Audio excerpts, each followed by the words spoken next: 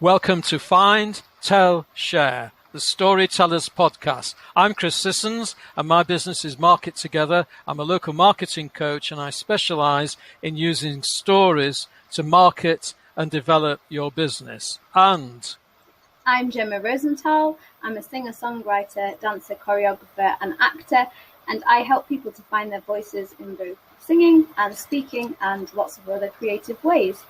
Today we have on the podcast Carmel Page, who is an author, storyteller, and artist.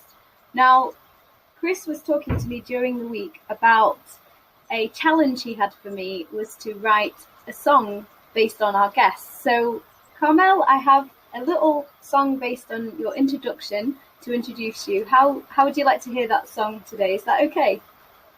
Oh, wow, really? That would be amazing. Go on, okay. Go on. Okay, off we go. Carmel thinks of herself as a creative opportunist, 'cause she never misses an opportunity to do something creative. She particularly likes opportunities where she is paid. She's able to use her creativity to support other people. There you go. So that was my creative. Awesome. I've never had anyone write a song for me before. That was just beautiful. I'm very touched, actually. Thank you. No problem. Yeah, it is official about me being a creative opportunist. That is my official job title, because every year on my tax return, they kind of ask you what you do, and at one point I was an artist, and then I was an artist and a storyteller, and then I was an artist and a storyteller and an author. Nowadays on my tax return, I just write creative opportunist, and the tax office accept that, so it really is an official title. Fantastic. Well, I'm a bit of a creative opportunist as well, which is why I felt to just write that little song for you. And we're really excited to have you on the podcast today. Chris, would you like to start us off with the Find section of the podcast? Yes, this is the section of the podcast where we look at what inspires us. And last time, and if you've not listened to episode 2, do feel free after you've listened to episode 3 to go back. We talked about masks, partly inspired by the face masks that we're all supposed to wear when we go to Tesco. And we looked at particularly the way in which the use of masks led into the developing the idea of the person. But Carmel, you have something to share with us today about masks. Oh, I have made so many masks. I've made so many masks, I've lost count, but it was well over 100 before I lost count.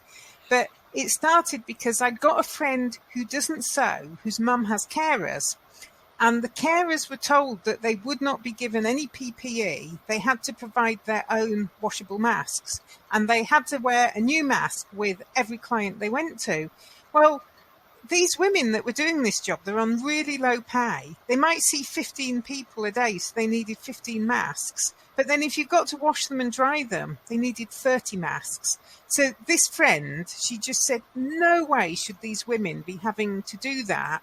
Can anybody help? So that was how my mask sewing odyssey started.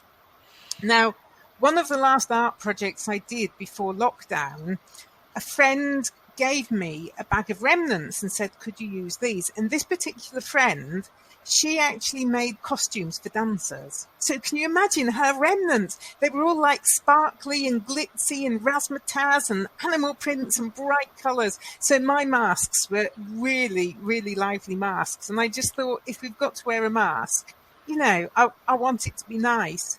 And then I was in a charity shop. Actually, another thing I've been doing is I've been doing a lot of work with asylum seekers, and they need luggage because when they arrive here, they normally don't have luggage. And then when they get moved on, which can happen at the drop of a hat, they often lose belongings because they just haven't got a bag to put it in, or it has to go in a bin bag and they're worried it will be thrown out. So I was going around charity shops looking for baggage for asylum seekers. And you it'd be really silly not to look at the craft section, wouldn't it, in a charity shop? If you're there, and I just saw this amazing little pair of sew-on wings, and I thought, I need them for something. And I didn't know what I needed them for, but I knew I needed them. And then I got home and I thought, my mask. So I've now got a mask with wings on. And you'll start a craze for flying around Tesco's. I hope so. Yes, I really hope so. Yeah, following fashion. It could only improve the shopping experience. Absolutely. So masks do have an important place in storytelling, and I was wondering whether anyone has any ideas about stories that feature masks. So do you have any favourite story? Well, Romeo and Juliet is one of those stories everybody knows.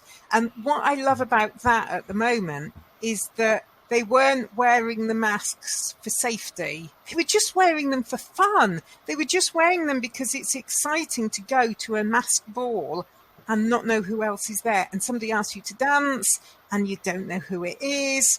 And just that kind of mask is all about getting dressed up and being flamboyant and presenting yourself in a way that you wouldn't normally present yourself. And the masks kind of allow you to become somebody else, which it's really nice to remember that masks have a lot of different uses.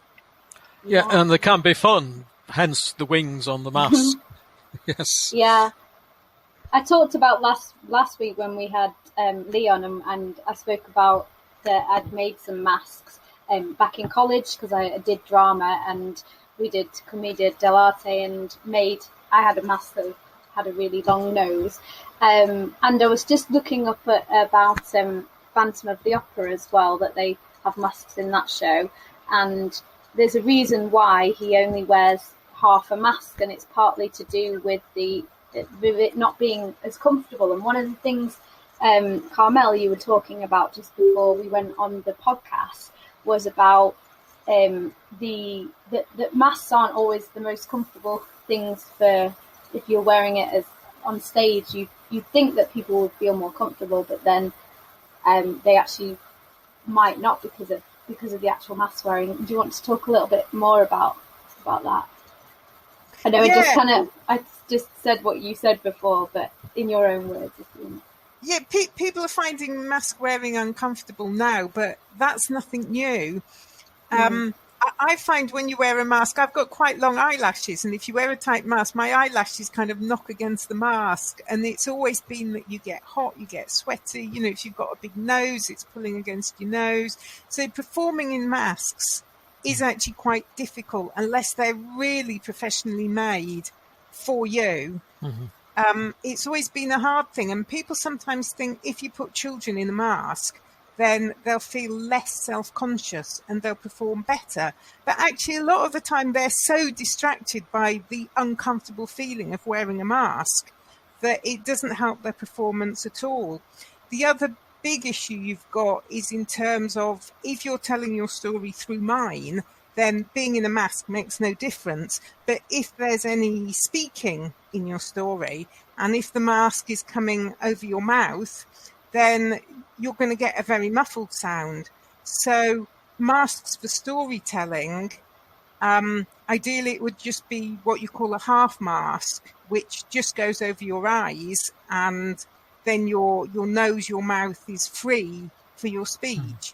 It's quite odd that when we say a half mask, we mean a mask that just covers the top half of your face. And yet when we say a face mask, we mean a mask that just covers the bottom half of your face. In fact, a face mask is a half mask. It's just a lower half mask. We don't call it that, do we? No. Yeah, but you do find them in throughout fiction, because Zorro has the very thin upper mask just around the eyes. And is it really true that you can't recognise somebody with that tiny little mask? And then, of course, is it the Lone Ranger or bandits in cowboy films? They have the lower mask, with like a handkerchief tied around their lower face. And again, you wonder whether that really means that people can't recognise them. And then, of course, the superheroes who have secret identities, and they wear various forms of masks. And I don't seem to have a problem with their eyebrows. Yeah, I think people.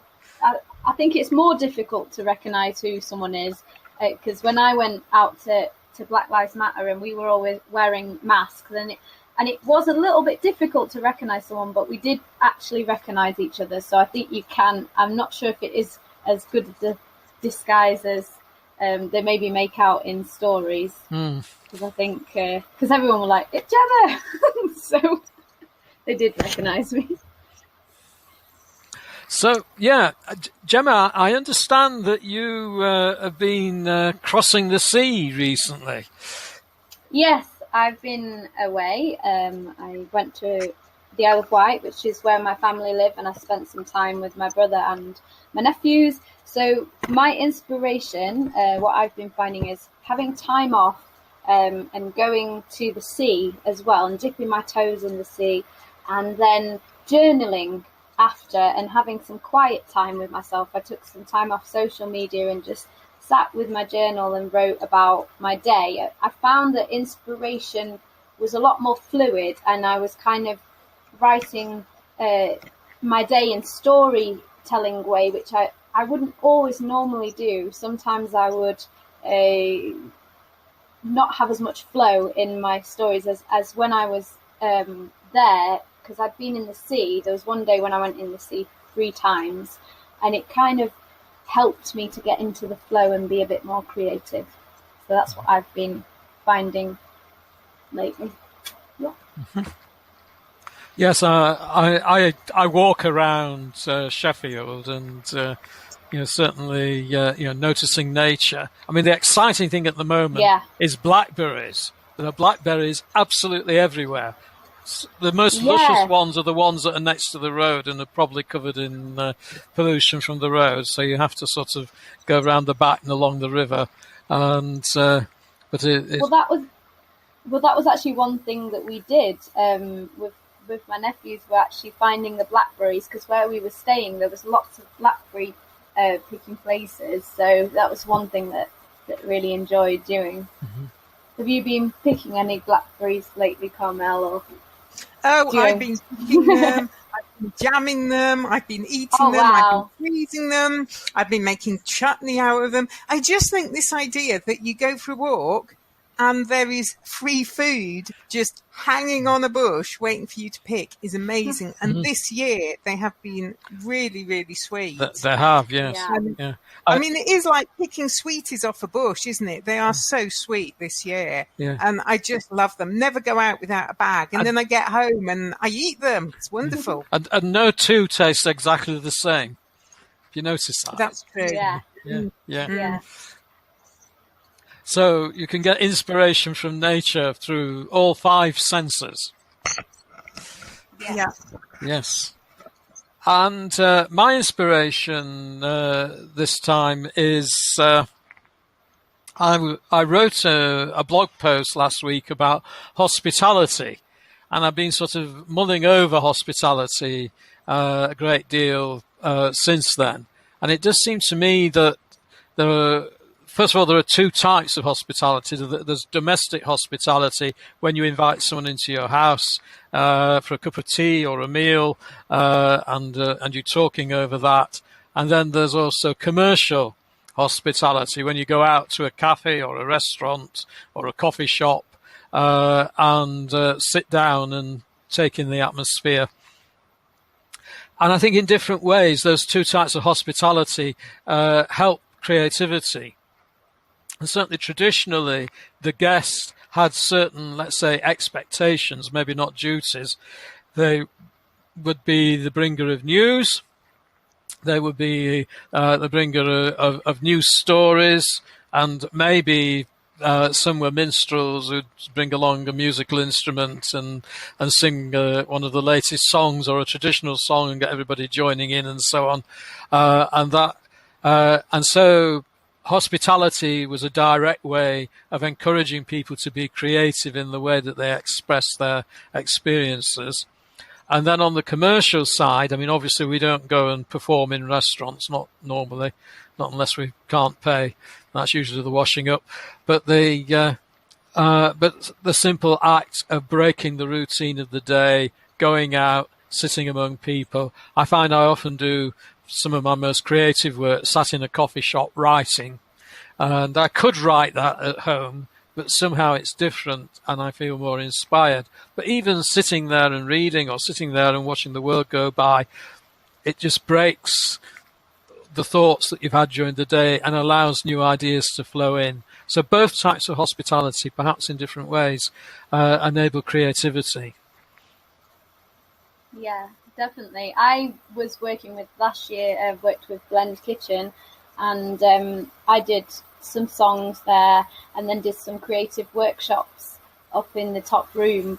So it was a very much, and I ended up doing some cooking as well. So it was very much like seeing the relationship to creativity and hospitality and how I would meet customers and then talk to them about singing and the gig that I had on. So it was very interesting to kind of link those to what you were saying, Chris. Mm-hmm. How in the past it might have been even seen as such that kind of link to get everyone together and bring people. I think stories do bring people together and to encourage that in that hospitality way. I also did some sessions where I made some food for my clients as well. So I was not only giving a session and doing the Find Your Voice sessions, but I also made them soup and vegetables. So it was like a whole hospitality kind of thing. Mm-hmm. And it's really joyful to do that. Yes, yeah. I think the story often comes with the audience. I mean, I'll find something might have happened to me, which I don't think is a story. It's just something that happened. And then you go to a friend's house and you're drinking tea or having a meal and how's your week been? And you start telling about what's happened and you see their faces and you suddenly realise, actually, this is quite a good story. And when you see how people respond, that's when I kind of think, oh yeah, I can, give them all the details and really build this up. And it's having an audience that makes the creativity flow. Mm-hmm. A number of stories I tell, they're just things that I didn't realise were stories until I mentioned it to somebody, and then seeing their response, I realised they've got something I could work on and embellish and make a really rich story. Yeah. Mm-hmm. Yeah. Okay, Jemma, I think you're going to lead us into the next section. Yeah. So the next section is Tell. And this is the part where Carmel tells her story. So, Carmel, would you like to start us off with your story for today? Once there was a woman who woke up every day with her head so full of stories that she just had to lie in bed all morning and just think about them. And in the afternoons, she sat at her desk and she wrote. Her fingers tap dancing their rhythms across her keyboard, and wonderful stories flowed up and appeared on the screen before her. And in the evenings, she wrote letters. She wrote to printers and publishers and agents and booksellers and said, please, will you take my stories? Will you turn them into books? But nobody ever replied. And that poor woman, she grew despondent. She despaired of ever being published. She became depressed. And because of that, she did not sleep well. And because she did not sleep well, she did not dream dreams. And because she did not dream dreams, she had no more stories. But she did have two very good friends, Helen and Beth. And they said, you need a night out. And they drove round in Helen's car and they picked her up and off they went down the road together. And as they were driving along that road, Beth, who was in the front passenger seat, turned to the woman and she said, "Do you know the most weird, amazing, odd thing that's happened to me is a publisher has got in touch with me and said, would I write a book of Yorkshire folk tales for children?" And I was so excited. I said, yes, of course. But when I came to try and write it, I just realised that although I like telling stories, I get no pleasure at all from writing them down. And then magical music began to play in Helen's car, and Beth turned into a fairy godmother with a wand, and sparkles came out of the wand and filled the back seat of the car, and the fairy godmother said to the woman in the back of the car, "Shall I tell them you'll write the book? You could illustrate it too." And that woman said, "Yes, I will write Yorkshire folk tales for children and I will illustrate it." And that woman, that was me.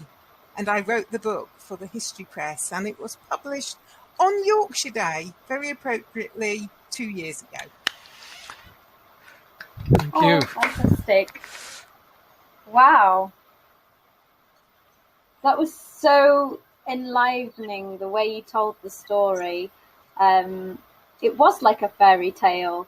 You know, we could see the fairy godmother and how, and also the journey, because it started off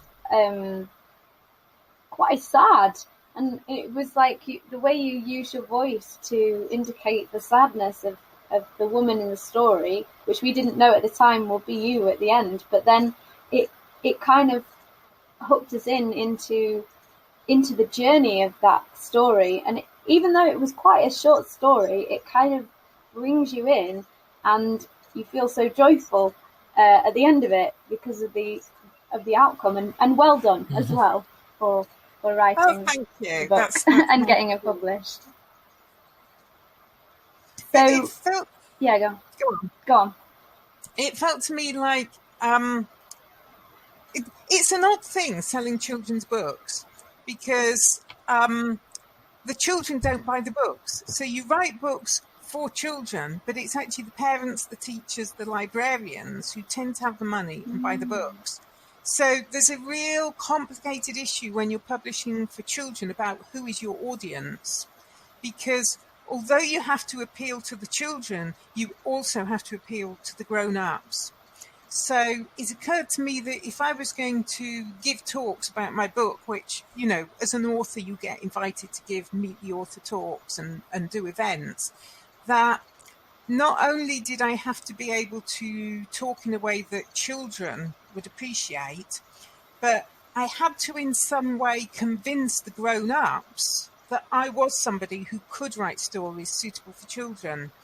So for me, it was about choosing the right genre to tell my business story in.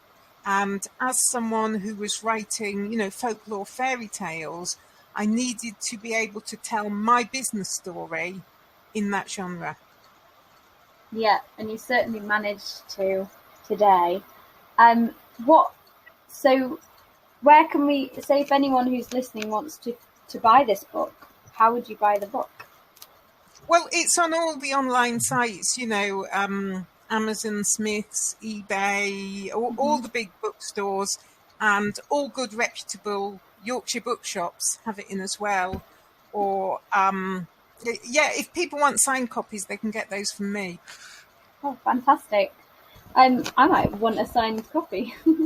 That'd be good. It's a deal. Yes. Woo! So is it called Yorkshire Fairy Tales, the book? Is that the title? Yorkshire Folk Tales. Oh, Yorkshire Folk Tales for children. Okay, so if anyone's listening and they've got children, or they just want to read a book on Yorkshire folk tales, then Carmel's book is where you were going to find that. Chris, any thoughts on Carmel's story? Yeah, I mean, I love the way in which Carmel does bring together an element of a folk tale, the fairy godmother, into a real story. And I think one of the challenges a lot of businesses have is they are telling stories from their life, but most people tend to tell them in a fairly prosaic sort of a way. because they perhaps don't appreciate, once you've got a sequence of events, you can tell several stories with the same events just by reorganizing it and playing around with it. But also bringing in those folktale elements is perfectly legitimate. Although I've heard some of the world-leading experts, business people who use stories say, "Oh, you should never tell fictional stories. They should always come from your life." And I've not quite worked out why they're saying. They never seem to explain why, and I've never quite worked out why they're saying that. I think clearly, if you tell a story about Fred, who's a business owner who goes through a sequence of events and eventually achieves something great, that sounds like a true story. But if you've actually made it up, then you're deceiving people. But if your story is clearly fictional, or if you can somehow convey without seeming too lame that it is a fictional story, I don't think there's too much of a problem with that. Because in the case of Fred, you could say, instead of mentioning Fred, you could say, imagine you are the owner of this business and these are the problems that you're facing, and this may be how you would solve it. So you're putting the audience into that position, so they're not thinking, oh, this is a true story. They're working it out for themselves. So there are various ways that you can manage that. And sometimes, are there times when a folk story or a traditional story can be used to promote a business? And that's one of the things that I've been struggling with. But what do you think? I think the ethics of storytelling is really interesting. And when is a story true and when is it not true? But I think there's also the issue of when is the storyteller being true and when is the storyteller not being true. So I think there's something about being honest about where your stories come from and not stealing other people's stories as well. If you hear a story and you like it, check if it's okay before you use that story yourself. But I'm interested to ask you, Chris, if the story that I've just told, which obviously was a fairy story, how much of that do you think was true? Yes, that's well. I think on one level, all of it. Although I don't believe that Beth turned into a fairy godmother with a sparkly wand, but I believe that part. that's the truest actually, part, that's a good point. That the sparkly one might be the truest part of it, because it's actually conveying a feeling. Yeah. To me, that was an entirely true story. I do like to lie in bed and think about stories. I have tried sending stories off to publishers and, not got much response. And to me, it absolutely felt to me, after all the years of trying to get published, and then my friend Beth just go, oh, they've asked me to do it, shall I give you the job? It really felt like she was a fairy godmother, just waving her wand. I mean, it was such an exceptional thing. Nobody ever has a publisher get in touch and say, will you write a book, unless you're a celebrity. But because Beth told the History Press that I'd do it, I had a publisher get in touch and ask me to write a book. That's magic. Yeah.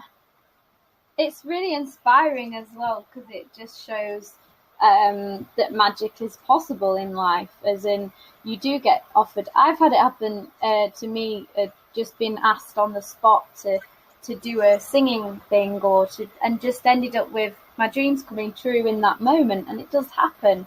And I think that so often we get stuck in a sort of realist mind where we think it has to be this step here and then do this step and then do this step. And I'm not saying we shouldn't do that, because I think obviously being realistic is helpful in some ways, but having a bit of magic and possibility and just realizing that anything can happen is important.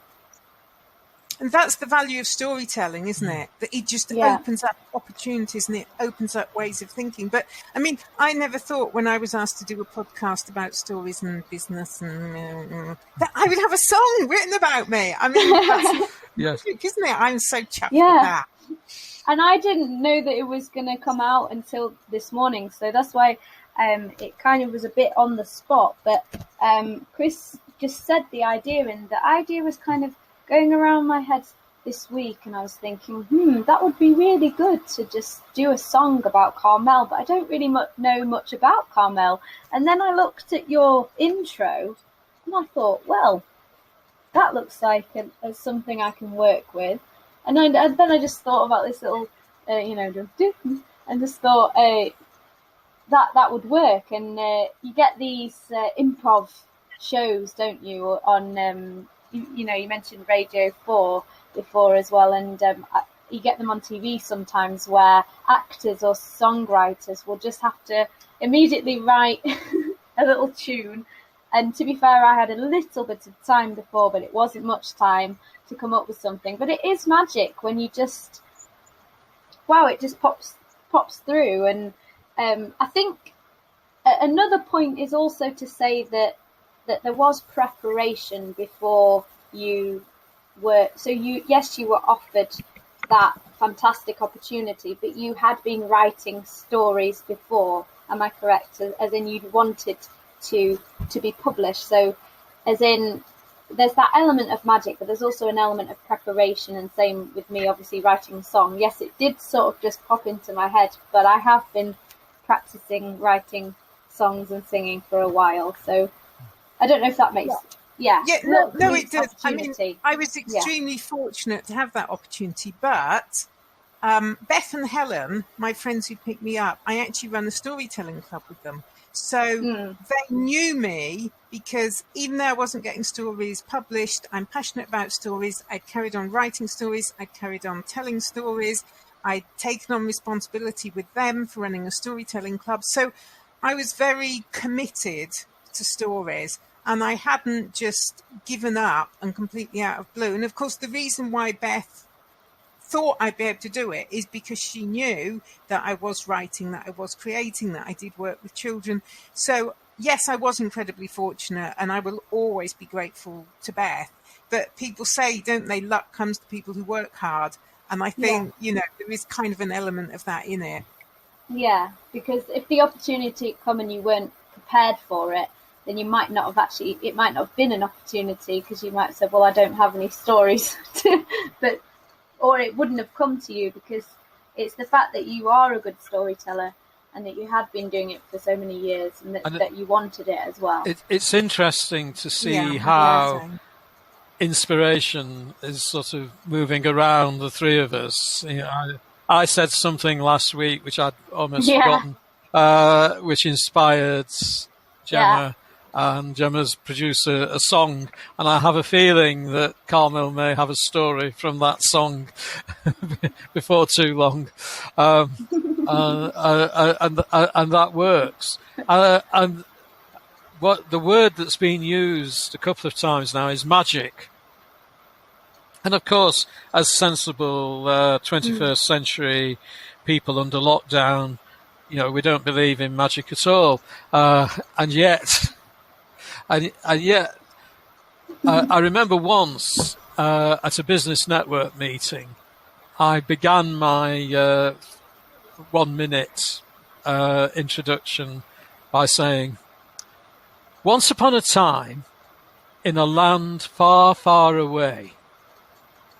And I was bowled over because every eye in the room was on me. And then I had to disappoint them. But I said, did you feel that? Did you feel the excitement of that?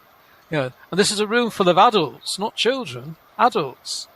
And, there is a magic in storytelling if we can get it right. And it's just somehow bringing the truth of our lives into a different world where truth perhaps works a bit differently, because the story that took 6 months to live has to be told in 6 minutes. You know, you've got to add some magic to it to make that work. Yeah, I've read the book by, I don't know if either of you, it's a book on creativity. It's Big Magic by Elizabeth, what's her? Oh, yes. She wrote Eat, Pray, Love. Well, yeah, we mentioned Names the last always go time. as soon as I need to say them. Did I mention that book?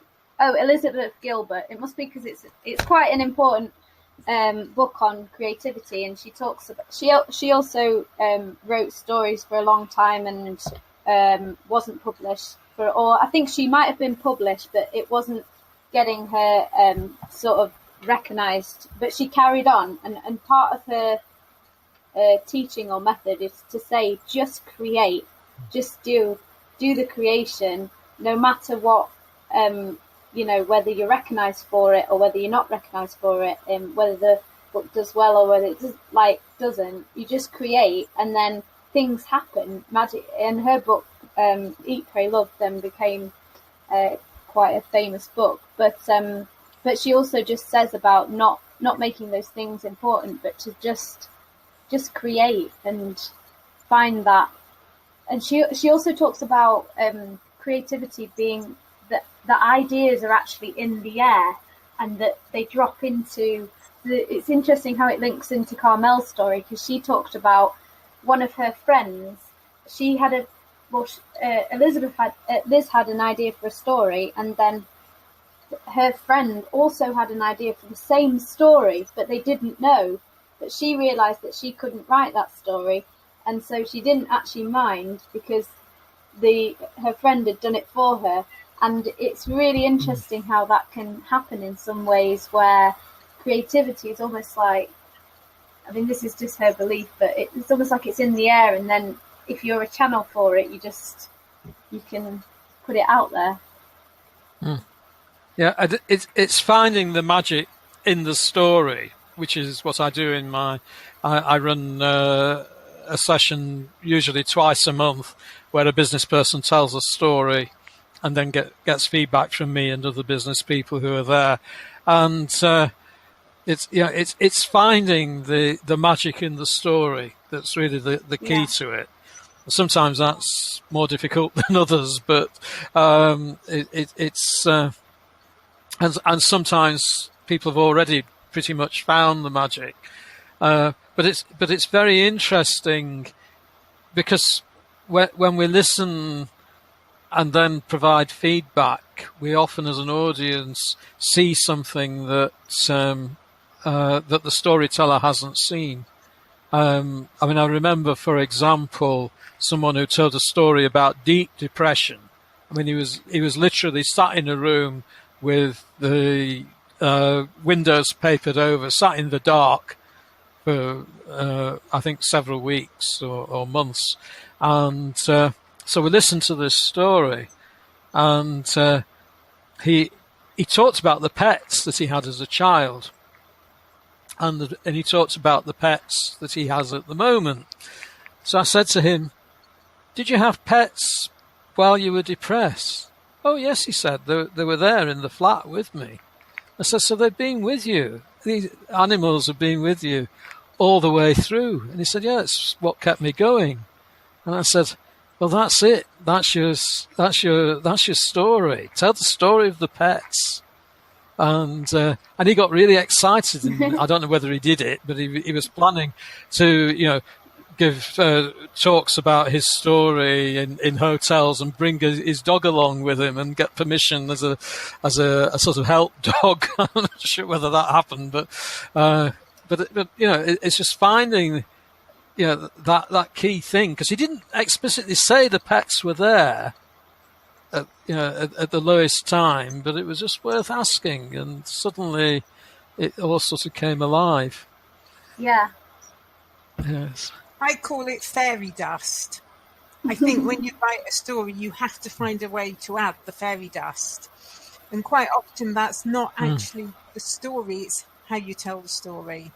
It's how you appeal to your audience and how you make that story live for them. How, you have to make sure that it's going to be something they can relate to and it resonates with them. And I think the thing about the pets, I mean, anybody who's had a pet loves their pet, and that's something that touches people's hearts. And if you're going to tell a story well, it's got to touch their hearts.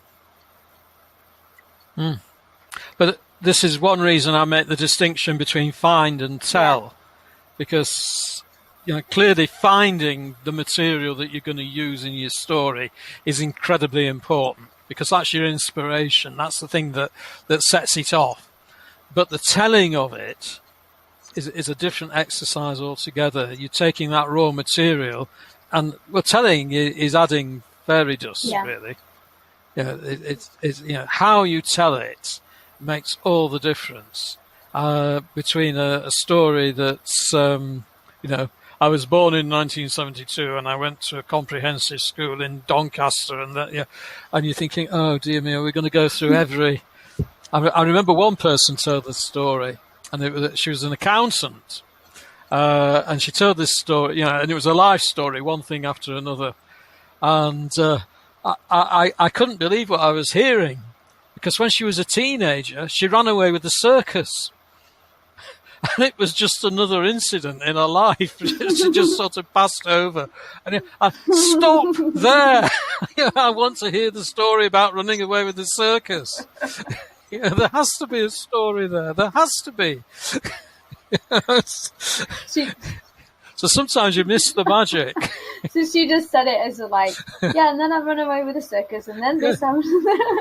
Yeah, and then I went and did a course in accountancy, and then it's pretty much like that. So finding the magic and stopping there for a little bit to just get the juice out of that, the sparkle. Yes, absolutely. Okay, so is it time to move on to the share part, Chris? Yes, and I thought we'd perhaps continue with Carmel, because I know, Carmel, you want to encourage us to, or encourage the listeners to take part in storytelling events in Sheffield, if there are any happening at the moment. Oh, I wish. I mean, things are just beginning, but so with Beth Guyver and Helen Francis, who my story was about, we run a storytelling club together called the Story Forge. And we still run it in theory, but of course, nothing's happened since February. So we used to meet once a month in the Fat Cat pub. And it was just this enchanted room upstairs in the Fat Cat. And grown-ups told each other stories. And it's just, the experience of that is just beautiful, to sit with a drink and to listen to stories. And I think, quite often when I tell people I'm a storyteller, they say, oh, how lovely working with children. And the presumption is that stories are for children, which is weird, because we all go home at night and we put on the television and, we listen to the news, we watch the soaps. It's all stories. We read books. We go on Facebook, our social media. It's all stories. So stories are for everyone. And for me, I mean, I did start off working childcare, working as an artist. And then one day, sort of by chance, really, I discovered storytelling. And I just thought, that's it. That's my thing. That's what I want to do. So a remarkable young man called Tim Ralphs was running the Story Forge then. And I went along and started telling stories. And having an audience is so important.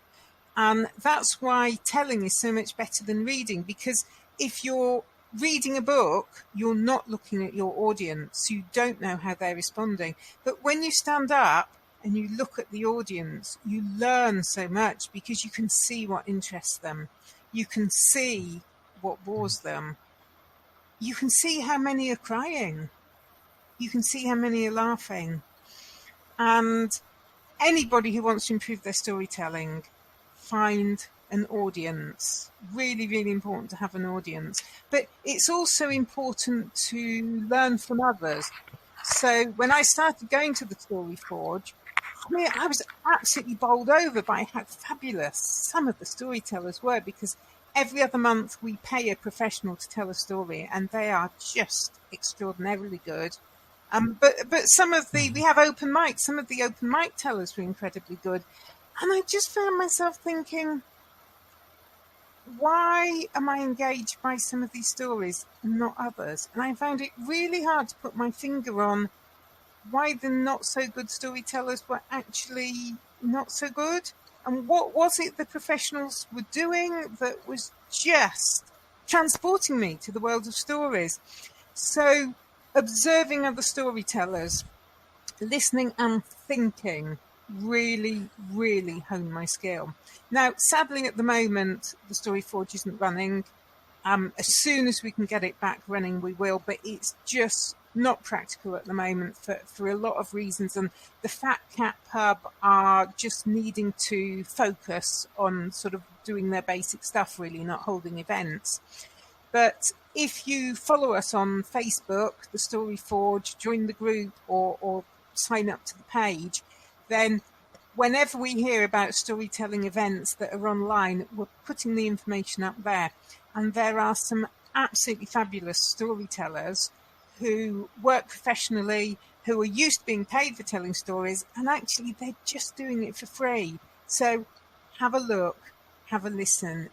You will just be transported. Yes, I've been to several of the Story Forge meetings myself, and Carmel's missed out one of the great attractions, which is cake. Oh, yes, cake. And, Always cake. And I'm not sure whether it was the last cake we had, but there was one outstanding cake. I think it was just before Christmas when Carmel produced this enormous cake, and then to my horror, she got a small can of baked beans, cold baked beans, and poured them over the cake and declared, "This is a baked bean cake." And not only were the beans on the top, there were beans in it, baked into it. And it was brilliant. I had 2 slices. It was, you wouldn't believe how wonderful cake with cold baked beans can be. Can you remember why we had it? It was related to a story, and I cannot remember now what it was. Oh dear. Was it the Christmas one? That would have been November, wouldn't it? Quiz. It might have been when we did the quirky quiz that I thought I should do a quirky cake, and you can't get much quirkier than a baked bean cake. It might have been that. But quite often, because we had like a Bulgarian storytellers come, so we made a special Bulgarian cake, and we've had African storytellers. We do try and kind of align the cake to the evening where we can. Yes, you don't always get baked bean cake. We only once had baked bean cake. There's usually, and occasionally they have a crisp evening. You have bags of crisps instead of cake. Yes, but it was in celebration of there being a place in Sheffield where you could recycle crisp bags, which is a shop on Abbeydale Road that doesn't do packaging. I can't think what it's called, but I can tell you later. In celebration of there being a crisp recycling place, a crisp bag recycling, we did have an evening where we had all those, like Monster Munch and Skips and all those crisps you remember from your childhood, and we just stacked on crisps. But every other night, it's been cake. Yes, and wonderful cakes. So if that isn't an incentive, and the stories aren't an incentive, and the beer's not an incentive, the beer in the Fat Cat is quite good. Yes. More than quite good. It's as good as it gets, really, isn't it? Beer in the Fat Cat. Absolutely. So we'll just have to hope that it returns before too long. And there are, as Carmel says, there are online storytelling groups as well to tide us over the lockdown. So what's next? Yes. Yes, my recommendation under share. I thought, just as a contrast to what we've been talking about, to do something completely different. And I'd like to, one of the things that a lot of businesses have, but not every business, is a website. And a good website actually tells a story. So if you visit a good website, you arrive on the page, you can immediately see what the website's about. So that means if you are interested, you can read on. If you're not interested, you can go somewhere else. And then if you do read on, and people tend to skim it first and then read deeper if they're really interested, it takes you through a sequence of ideas that lead you to a call to action. And if you take that call to action, it's called conversion. Now, what I want to recommend is a business called Thrive Themes. And this is for people with WordPress sites, and Thrive Themes are a premium theme. And the idea is that everything they offer is about improving conversions on your website. So there are plugins so that you can do quizzes. There are plugins where you can organize all your testimonials. But the most important plugin is Thrive Architect, which is a visual editor that enables you to lay out your website on the screen. And you can link that in with another plugin called Thrive Leads that enables you to do all those annoying boxes that pop up and ask you to put your name and address in, but you can control it so that they're not annoying and only come in when they're asked to. You can choose to be annoying or not annoying as you like. And then most recently, they have brought out Thrive Theme Builder, which enables you to actually build the structure of your website. So you've got complete control over everything on the screen. And if you are serious about conversions, whether that is as a business where you're seeking people to buy things, or whether you want whether your website is for information, or maybe you're a charity and looking for support, all of those things could benefit from Thrive Themes. And I understand that neither of you two have websites. Not yet, but I'm going to get Not in yet. touch with someone about a website soon, because I think it's a very, well, I wouldn't say it's necessarily essential, because obviously both me and Carmel have managed to do our businesses without it so far, but definitely I think it could be something to draw people in to, and just tell more of what you do, I guess, and just to be a way of people being informed, I think.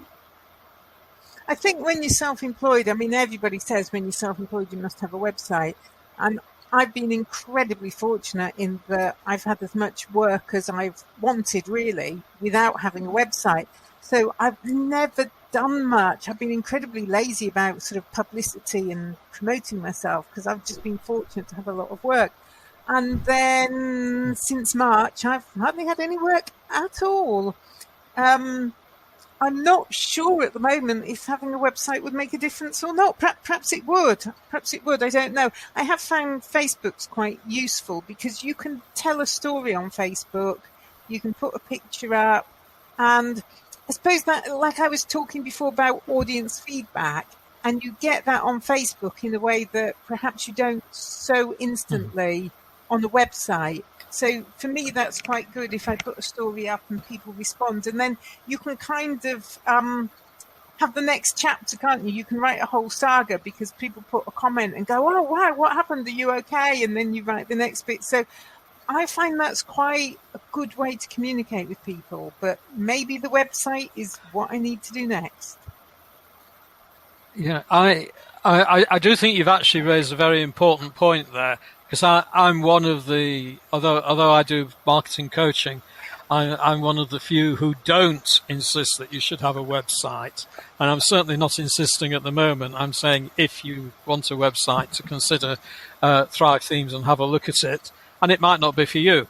But but for example, I've known businesses that have got a very small budget, and and when they're starting out and they're trying to build experience locally, then maybe spending that budget on business networking, for example, would be a better way than using the website, or maybe just doing a single page with the contact details on it, so that they can just put the address on the website and people can get more detail, but without going into a lot of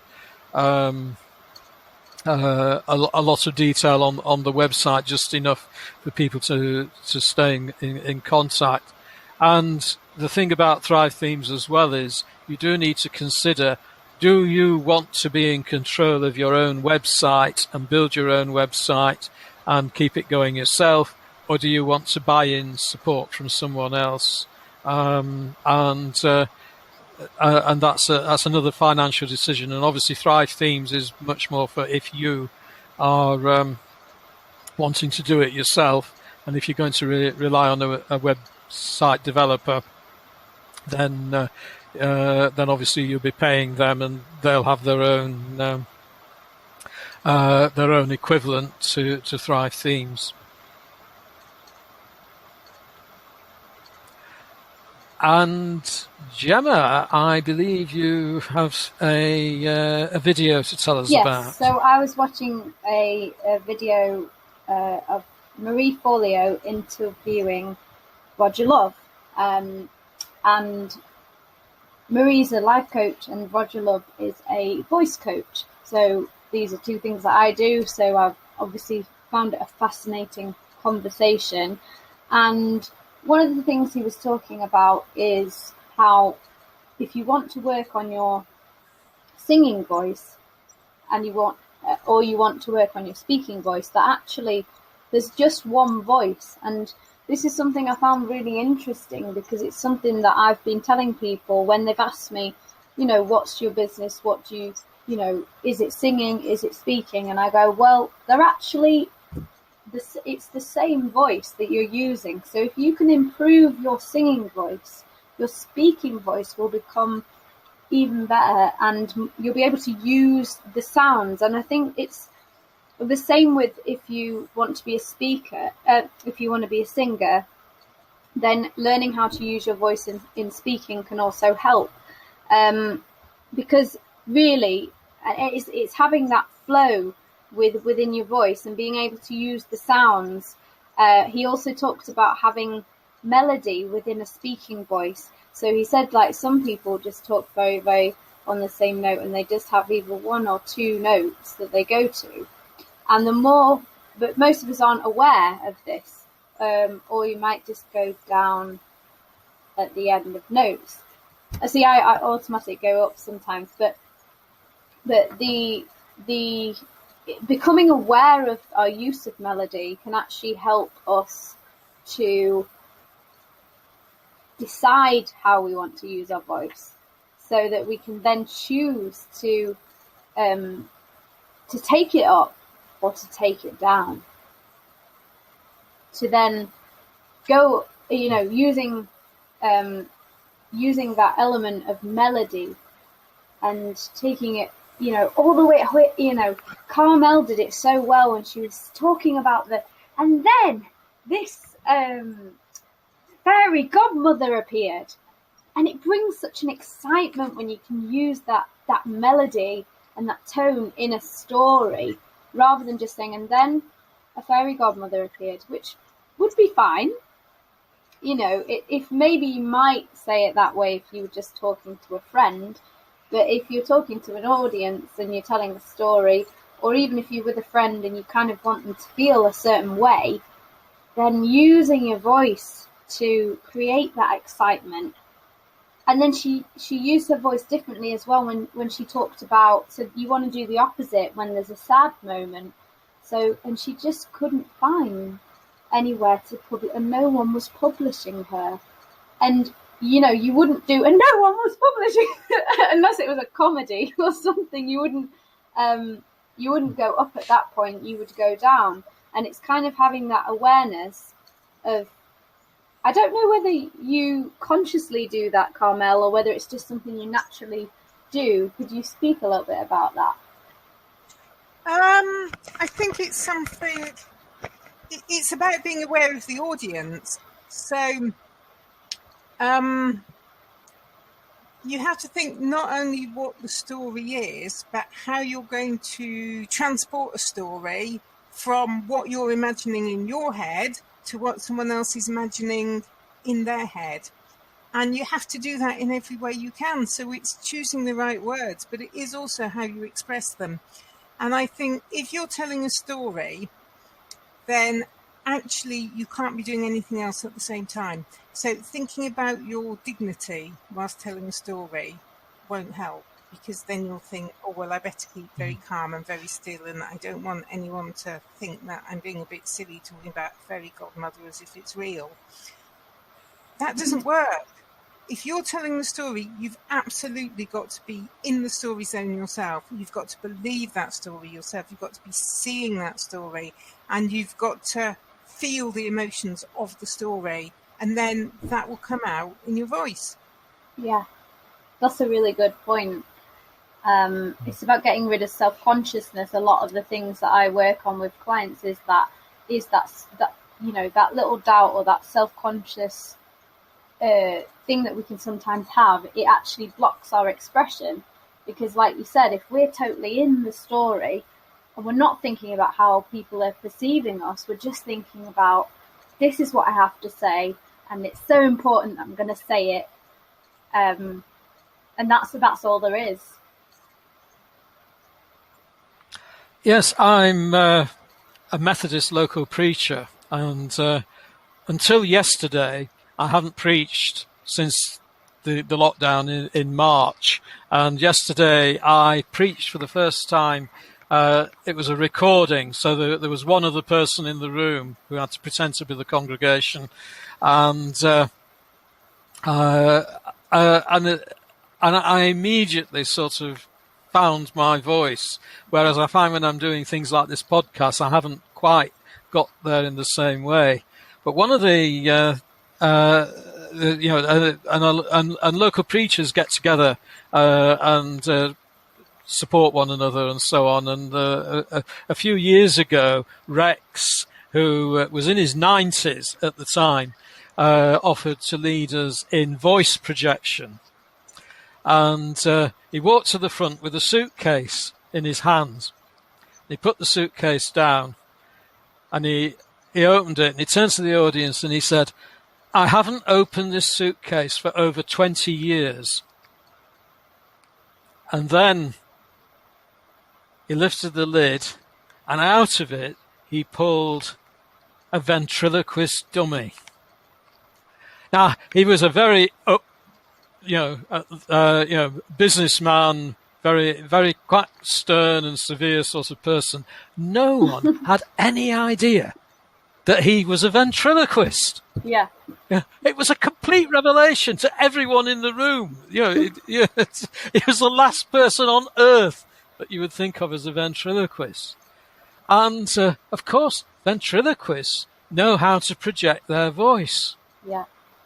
And it was absolutely fascinating.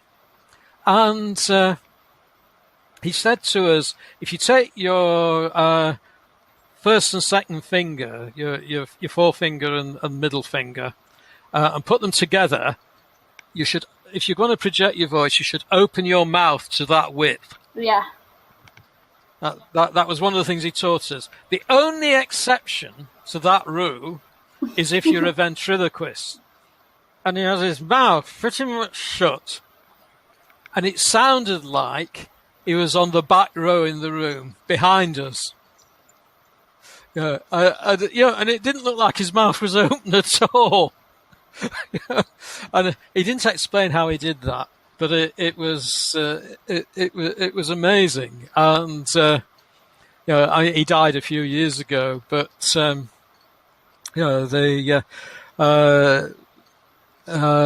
but it just shows, what you can do with your voice. Do you do ventriloquism, Jemma? I don't, but I did play a dummy when I was in. You do the dummy. When I was in right, Bugsy Malone, when I was younger, I played the dummy that takes over from the ventriloquist. So it starts off that she's so I had to pretend I was the dummy's. Someone was speaking for me, and then suddenly I take over from it, and that was part of the joke in Bugsy Malone. Yes. But yeah, it's interesting in what you were saying, and so yeah, this is another voice coach, which if you take a look at the interview with Marie Folio, it's a really interesting for anyone that's interested in the voice and what it can do and what it's capable of, because I think a lot of us think that we have that we're just born with a certain voice and there's nothing we can do about it, but actually the voice is an instrument that we have to play, and it can do so many different things, and just exploring that is, it's something that I work with people as well, and it's really fascinating. Yeah. Okay. Does that bring us to the end? Has anybody got anything else to say? Everybody's saying no, they haven't, so that's great. So, goodbye from us. Not quite sure who's going to be the guest next time, but sometime in September we'll be back, and look forward to seeing you there. Thank you goodbye. for having me. Bye.